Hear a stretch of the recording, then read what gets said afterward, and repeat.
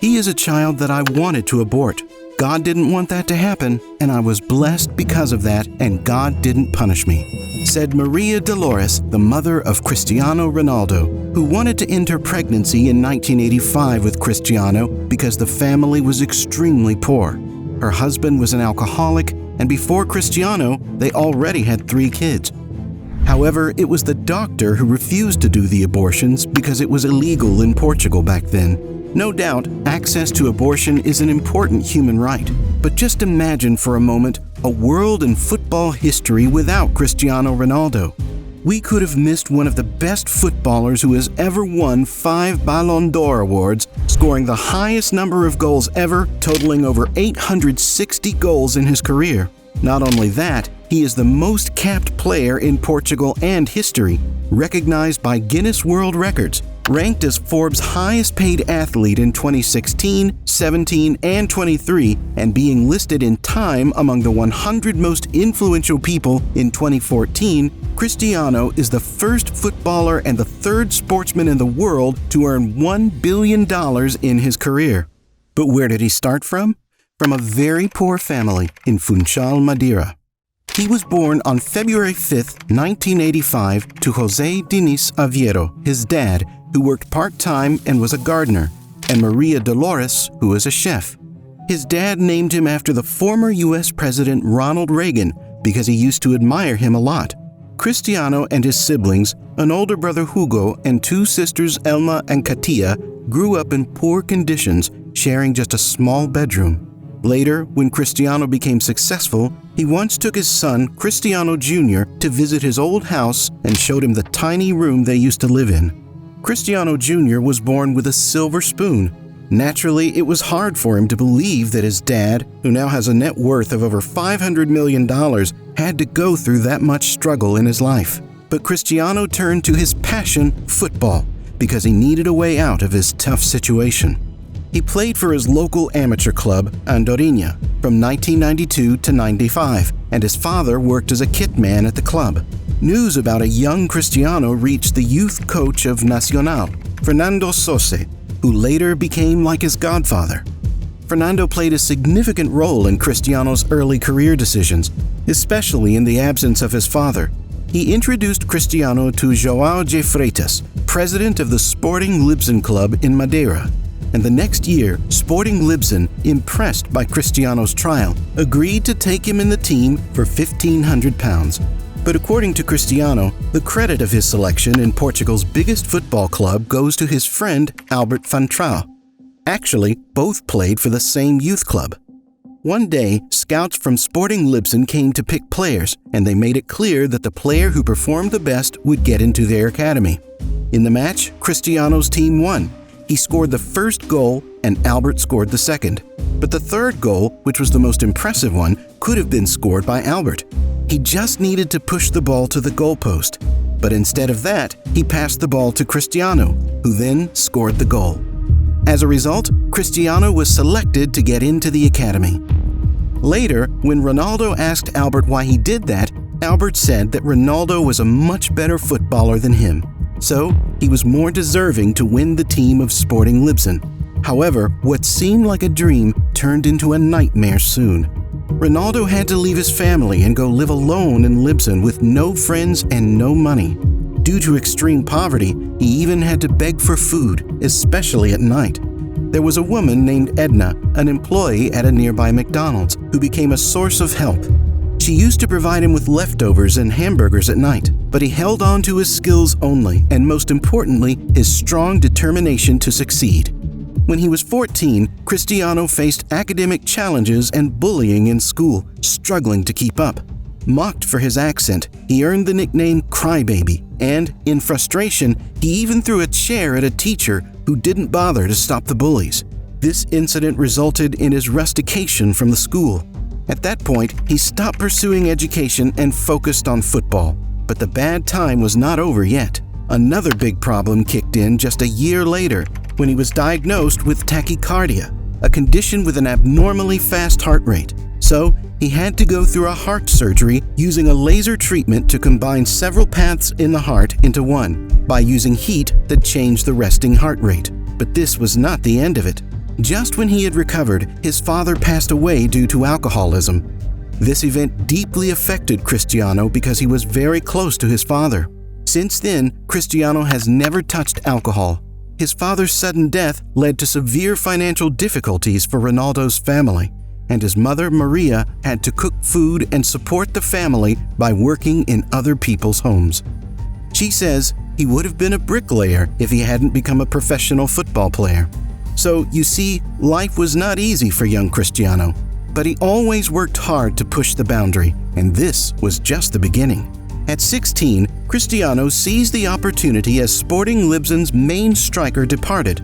Adapting to a new role as a winger, he impressed manager Laszlo Balloni, attracting interest from Liverpool, Barcelona, and Arsenal.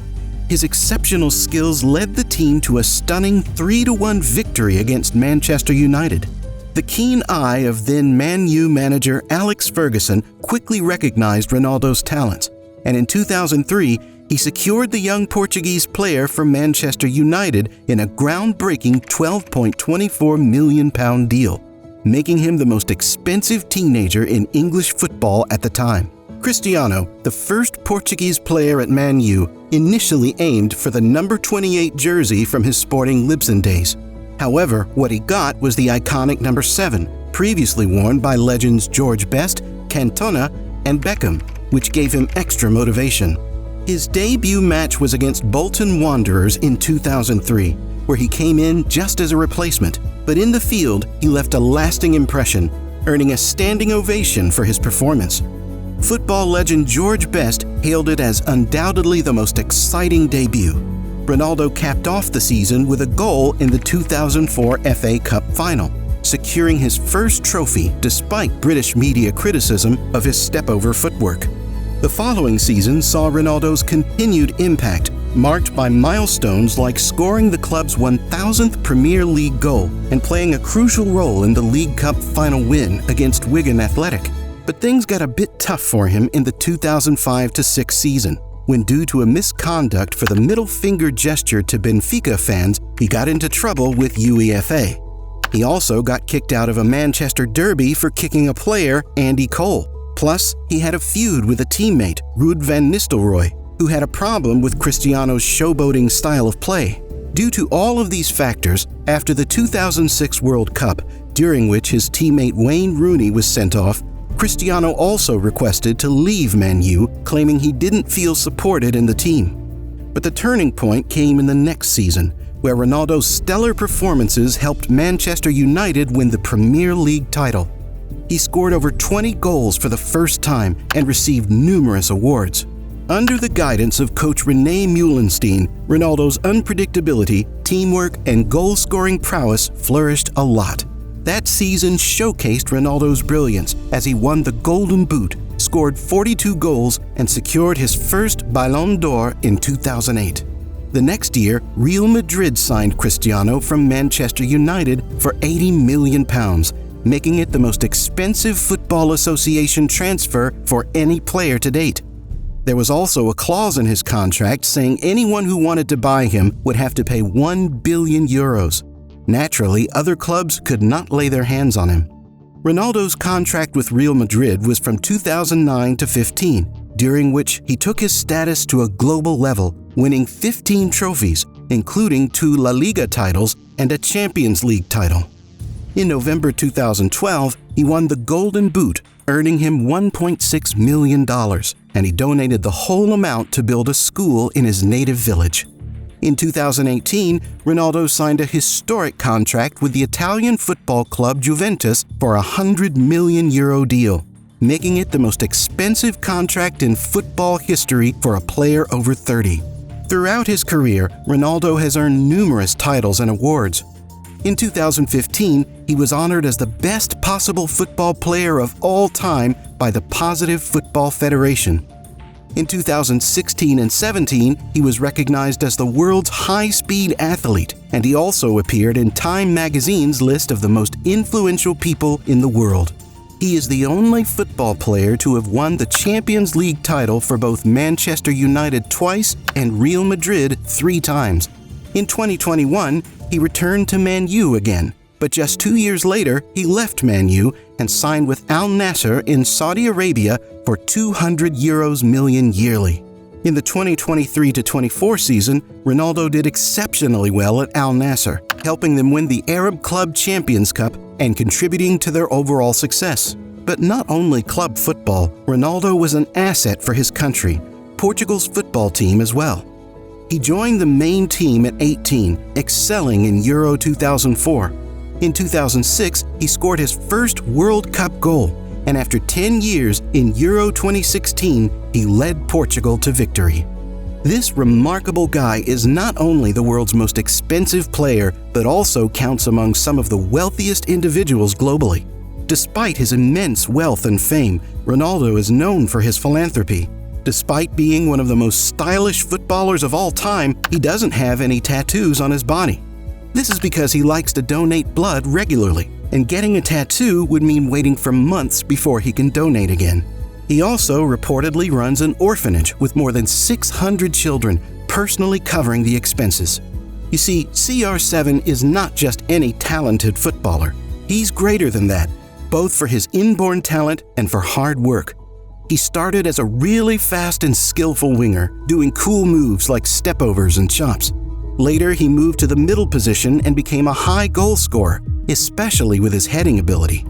When he played for Real Madrid, he did outstandingly well in different positions with different coaches.